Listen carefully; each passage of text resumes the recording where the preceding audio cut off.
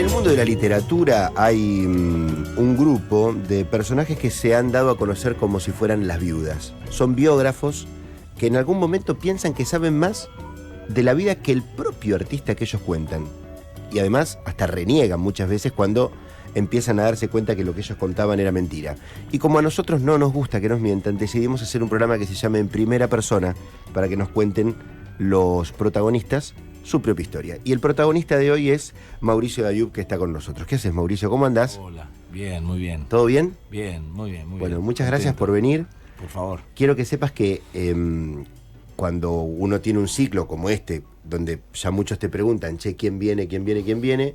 Cuando dije Mauricio Dayub esta semana, dicen, oh, qué bueno, uy, qué bueno, voy a escuchar. O sea, se ha generado como un lindo feedback. ¿Notás eso también? ¿O no?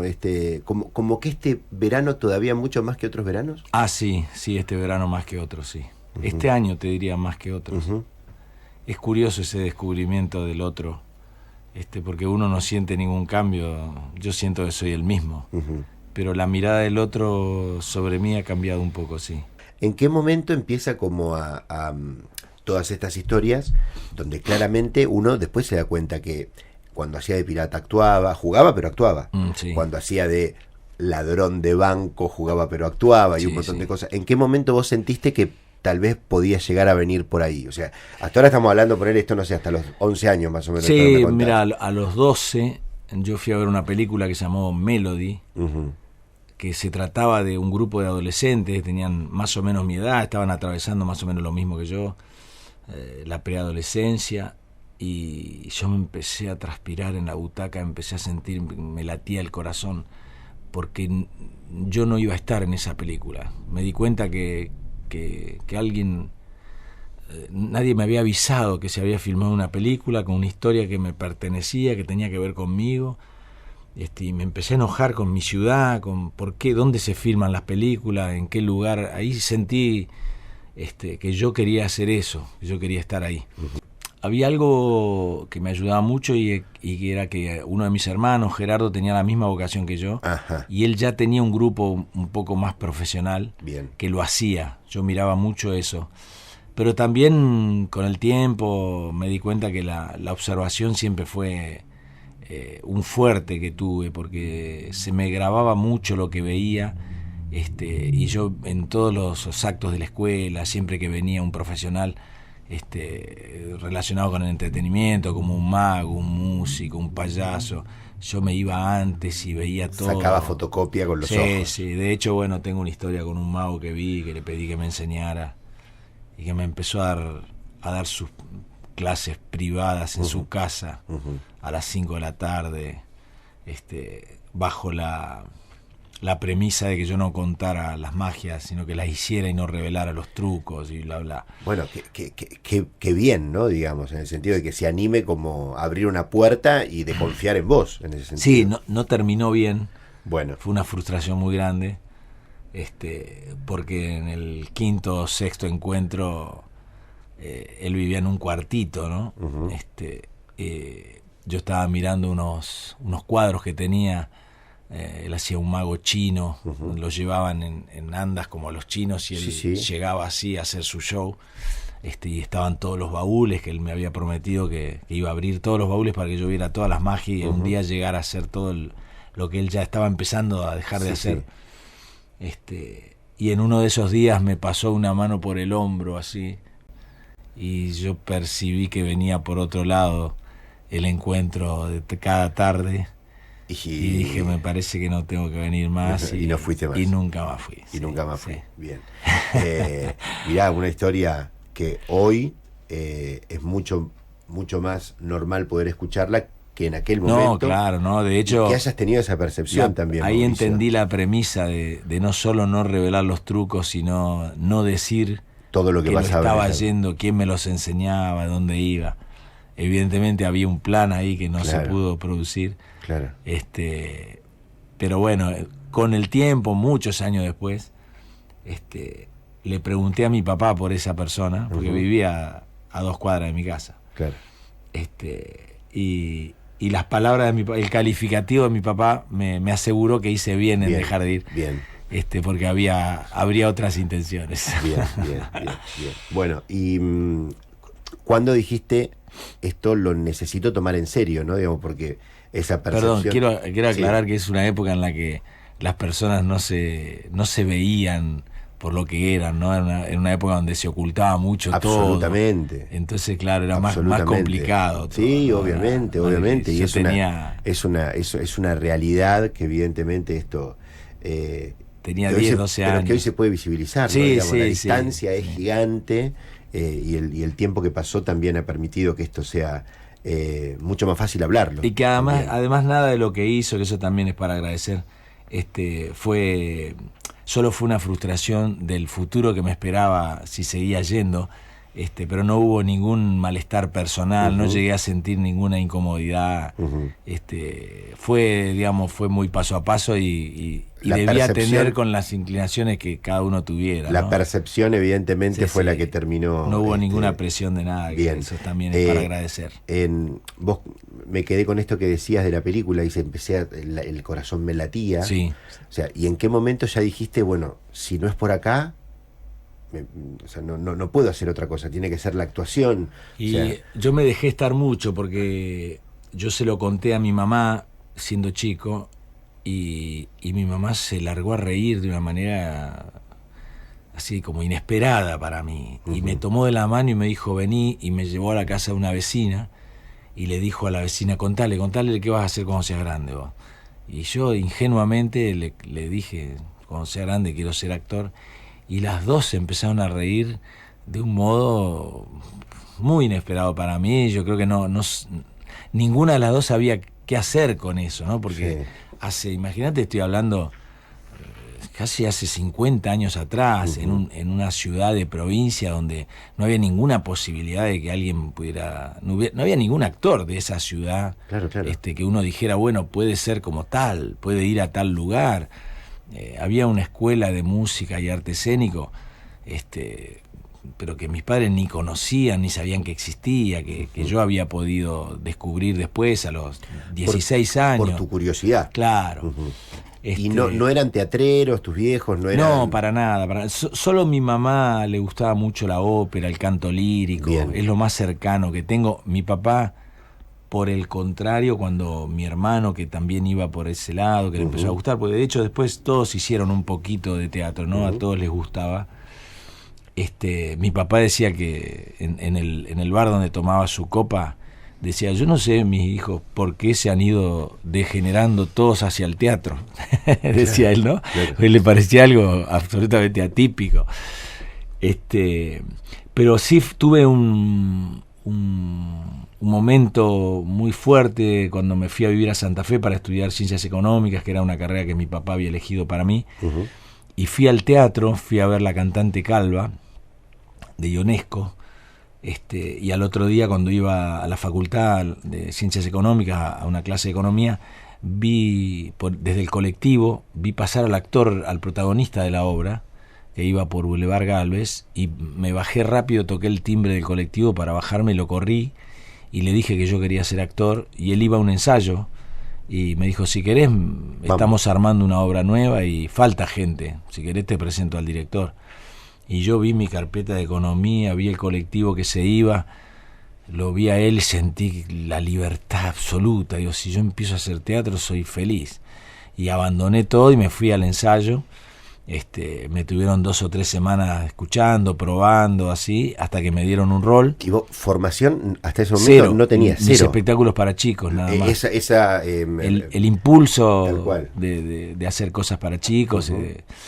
Y empecé a trabajar ahí en ese grupo que se llamó Núcleo Teatral Thalía, con Osvaldo Neira, en el que empezamos a hacer El médico a palos de Molière.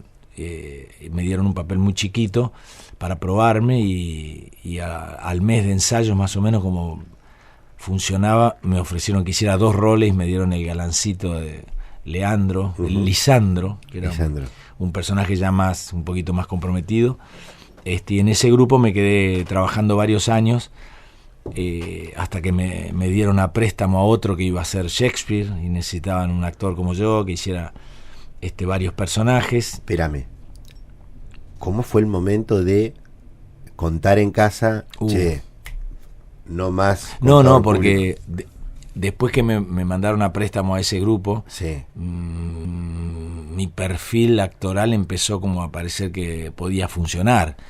Ahí yo aprendí no solo a actuar, sino vi cómo adaptaban una obra. Okay. Empecé a aprender escenografía, vestuario, luces, empezamos a trabajar en todos los rubros. Y ahí yo me di cuenta que el teatro iba por el ascensor y ciencia económica iba por la escalera. Me costaba mucho. Y en ese momento, después de ya había pasado 3 años y medio, tuve que volver a mi casa a decir que yo me quería dedicar solo al teatro y dejar ciencias económicas. Antes de esto había un episodio que se repetía mucho, yo volvía de rendir y venía de Santa Fe donde estudiaba a Paraná y mi madre me esperaba, estaba cocinando, se daba vuelta y me miraba a los ojos así y yo no podía hablar, no le podía decir que me había ido mal. Y ella me decía, ¿no aprobaste? Y pausa. ¿No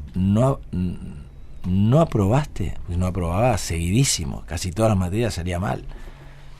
Y el último no aprobaste, que era el quinto, el sexto, era una explosión. Que decía, pero ¿cómo puede ser? Y era un drama familiar, porque sí. Yo volvía a rendir y volvía a reprobar. Entonces ahí les dije que iba a dejar y que me iba a dedicar a lo que me gustaba y que me iba a ir a Buenos Aires y que había leído la definición de lo que era ser un contador, que era alguien que hacía algo así como como un ejercicio habitual de la carrera. Y yo decía, yo quiero hacer un ejercicio habitual pero del teatro, yo no quiero ser un contador que hace teatro en los tiempos libres. Y que me preguntaste a qué edad tenía, sí. Y ya me había dejado estar mucho, ya tenía 22 años. 22. O sea, habían pasado 4 después de recibirme, estudiando lo que no me gustaba, formándome, empezándome a formar. Y a los 23, también con una historia bastante particular, porque yo había decidido irme a Buenos Aires y quería que me dieran en la Facultad de Ciencias Económicas las pocas materias que había aprobado como un documento para conseguir un trabajo y decir, mira, yo hice esto, aunque sea, claro. No me recibí, pero tengo estas materias aprobadas, y no me las daban. Y un día fui ahí a la secretaría y decir, a ver, yo estoy pidiendo hace bastante, yo ya me quiero ir a Buenos Aires y no me dan. Y me dijo, pase a hablar con la jefa, me dice, ahí le van a explicar. Y la jefa me empezó a preguntar por qué quería dejar la carrera, a qué me iba a dedicar. Yo le dije que al teatro, que me iba a ir a Buenos Aires. Y me empezó a decir, usted va a ser como, me nombró 4 o 5 actores santafesinos que se habían ido a Buenos Aires y no les había ido bien. ¿Y usted quiere ser como ellos? Me dice, ¿por qué uno se recibe y una vez que tenga un título se dedica? Y no, porque yo quiero hacerlo ahora, necesito hacerlo ahora. Y me dijo, yo soy la esposa del crítico de arte y lo he ido a ver a todas las obras. Si usted se va a Santa Fe le va a faltar un actor importante. Y si usted no lo hace a eso en Buenos Aires, ¿quién reemplaza eso que usted deja? Y entonces yo dije, bueno, me voy unos años a probar y si no me va bien, vuelvo a ocupar el lugar que tenía. Y me dio como una responsabilidad, ¿no? El mismo crítico, que se llamó Jorge Reynoso Aldao, me sorprendió con una beca del Fondo Nacional de las Artes, que él era el delegado en Santa Fe, que me permitió pagarle a Carlos Andolfo las primeras clases, los primeros 6 meses cuando yo me vine a Buenos Aires. O sea que fue una ayuda importante y de algún modo una fe también, ¿no? Yo sentí por primera vez que de algo servía lo que estaba haciendo en Santa Fe, porque mis compañeros de Ciencias Económicas no captaban mucho, como nadie de los que me rodeaba, todos me decían, pero ¿a dónde te vas a ir? ¿A hacer qué? Me decía, ¿a Buenos Aires? ¿A dónde? ¿A qué? De hecho, lo primero que se decía en mis primeros años en Buenos Aires, entre mis compañeros, que una vez me lo dijo un ex compañero de la facultad, sí, que me fue muy fuerte a mí, y me dijo, no, a Mauricio se lo tragó Buenos Aires. Habían pasado 4 años que yo estaba intentando ser actor, estudiando, vendiendo cosas en los colectivos, pintando departamentos. Y esa imagen de que en Santa Fe se decía que a mí me había tragado Buenos Aires era tremenda. Y la verdad, sí, yo estaba en una piecita, en una pensión, tomando clase. Era muy difícil. ellos esperaban que yo saliera de Santa Fe, pasara el túnel subfluvial y saliera por la autopista al Canal 7 y apareciera como protagonista de claro. esas cosas que se imagina la gente cuando uno se va de su ciudad, ¿no? Que sí. Ahora, qué confirmación ese diálogo con esa jefa de la carrera, ¿no? Digamos, que sí. Porque no sé, ¿vos sentiste que fue tu primer reconocimiento como actor? Eso de decir, che... Y de algún modo sí, porque uno en ese momento cree que nadie lo ve, que es lo que yo más afirmo cuando hablo con alguien que está empezando. Uno cuando estudia, en los primeros años, cuando se está formando, el gran problema que tiene es el reconocimiento del otro, la mirada del otro. Que el otro, que uno sienta que está haciendo algo que al otro le importa. Es lo más difícil, porque no le importamos a nadie. Cuando uno tiene los primeros años de la formación, de la carrera, no tiene dinero, no vive donde quiere, no vive como quiere, no tiene reconocimiento. Solo a la noche, cuando uno sale con sus amigos, se toma una cerveza y tus amigos te dicen, vos vas a ser Robert De Niro. Yo vivía con 2 amigos más que salíamos caminando por la calle a la noche después de tomar hasta tarde café, lo que podíamos, cuando se podía pagar algo, y caminábamos como si fuéramos Brando, Pacino y De Niro. Y nos espaciábamos así, volvíamos por Rivadavia hacia el cuartito que compartíamos los 3, y mirábamos la calle así y decíamos, nosotros, ¿sabes qué? La vamos a romper. Y a la mañana nos levantábamos en la cucheta esa que vivíamos, teníamos un espejo puesto así inclinado era una planta baja, para que el espejo nos mostrara cómo era el cielo, porque si no había que abrir la ventana, salir y mirar arriba cómo estaba el cielo para ver qué nos poníamos, si hacía frío, hacía calor. Y ahí nada que ver con lo que nos habíamos imaginado. La noche anterior. Claro, ahí éramos lo que éramos de verdad. Una piecita con toda la ropa revuelta, las ganas, el deseo, y el mate, que era todo lo que había. Después, si alguno hacía un trabajito, comprábamos comida y repartíamos entre todos. ¿Tenés como una química especial con la gente? ¿O vos sentís que lo fuiste ganando, que fue de siempre? ¿No sentís que sea nada extraordinario como que hablábamos recién? No, hay 2 cosas. Yo sentí que tenía una cierta relación con la gente, que había una conexión con la gente mientras actuaba en una obra, y sentí que por eso me iba a poder dedicar a lo que me gustaba. Que si no me pasara eso sería muy difícil dedicarme a lo que quería. Y eso lo sentí en una obra específicamente que se llamó Compañero del Alma, sobre la vida de Miguel Hernández. Yo hacía Miguel Hernández, y sentí que la gente, yo tenía que contar una escena que había que imaginarla toda, porque era un largo viaje de él, de su pueblo, en tren a Madrid, y yo sentía que la gente veía el pueblo donde había nacido Miguel Hernández, veía cuando llegaba a la estación, veía cuando me subía al tren, y veía el transcurso del viaje y la llegada a Madrid. Y cuando terminaba esa escena, yo sentía que la gente había visto todo lo mismo que yo había querido transmitir. Entonces digo, acá yo puedo hacer esto, me puedo dedicar a esto, porque la gente me sigue lo que ocurre arriba del escenario. Pero distinto es en la vida, yo como persona, digamos, como actor yo sentí eso en un momento, y de hecho tal vez eso haya sido lo que me permitió desarrollarme como actor y tener siempre una mínima cantidad de público para poder hacer una obra y otra. La sensación que tengo en los últimos tiempos es que la gente tiene como cierta relación conmigo personal, y eso sí me sorprende mucho, porque tiene que ver con esto de que te dicen tus amigos, ¿no? O tus hermanos. Y a eso como que no hay con qué darle, porque eso se advierte o se advierte por sí o por no fácilmente. Claramente, a ver, lo que pasa acá, ¿no? Digamos, estos mensajitos que entraron recién, a mí me tocó este año puntualmente, otros años también, pero este año ir a verte al teatro y ver cuando salís cómo saludas a la gente también. Yo creo que la gente lo primero que siente es que te tiene al alcance, ¿no? Digamos que no estás como en un escalón un poco más arriba que ellos. Bueno, eso ha sido siempre así. Sí, eso es mi personalidad, digamos, no es algo ni que... Yo creo que me costaría mucho tratar de ser distinto. A veces viste que la gente te felicita por ser como sos, Y yo digo, pero es lo más fácil, yo soy lo más idéntico fácil. a mí. Que, claro, lo más parecido a mí mismo. Me costaría mucho tener una postura y ser diferente, digamos, tratar de ser diferente por algo. Quiero Bueno, decir, no es ningún rasgo para elogiar ese, porque sí, no hago nada por eso. está bien, está No bien. me forcé. Está bien. Volvemos al cuartito de la pensión, un cachito. Sí, donde quieras. ¿Cuándo llega el primer laburo que vos decís, che, pará, voy a llamar a Paraná y voy a decir, papá, mamá, lo que logré es más que ser un contador, ¿no? Digamos, Y el San Martín, cuando después de ese espectáculo Compañero del Alma, suponte, me llamaron del Teatro San Martín de Buenos Aires, donde estaba en el elenco trabajaba Alfredo Alcón, tenía un elenco estable con grandes actores que yo admiraba mucho. Me llamaron para hacer una obra de Shakespeare, Sueño una noche de verano. Yo tenía la experiencia del Shakespeare que había hecho en Santa Fe.